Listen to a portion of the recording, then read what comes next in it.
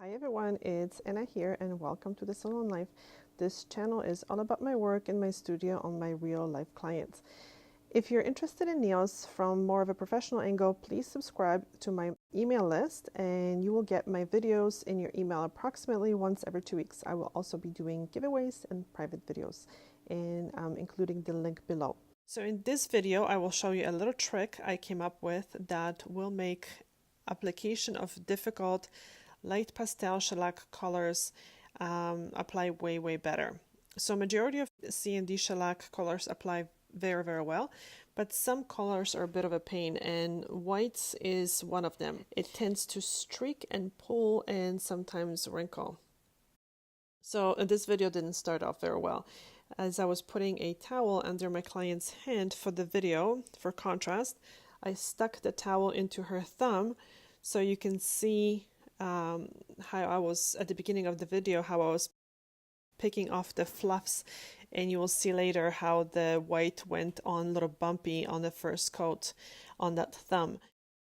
So first I apply a base very thin, and I apply it usually with a gel brush, and you can see me do that in my other videos, and I will also provide a link below for some examples. The shellac base thickens up after a while, so it is difficult to apply it thin, and thickness of the base adds overall thickness, and we don't want thick application, especially for this. The gel brush as well gives me more pressure and precision, which is nice. So I cure after application. I cure the base as usual in the C&D lamp. And then I apply a clear color. So here's the trick. So I applied the clear color, like a clearly pink, like silver VIP, gold VIP, or even Beau or negligee.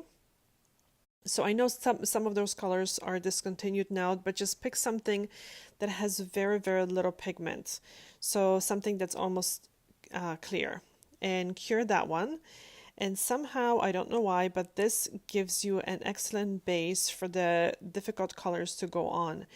And I got asked why not simply apply 3 coats of the white or the difficult color, and I have no idea why, but it doesn't work that well. So I tried, and it just ends up looking thick or streaky anyways. Okay, so I will let you watch the rest of this video, and I will play some relaxing music for you.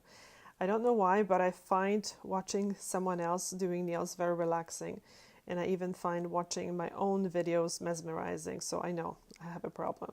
Thanks for watching. Bye.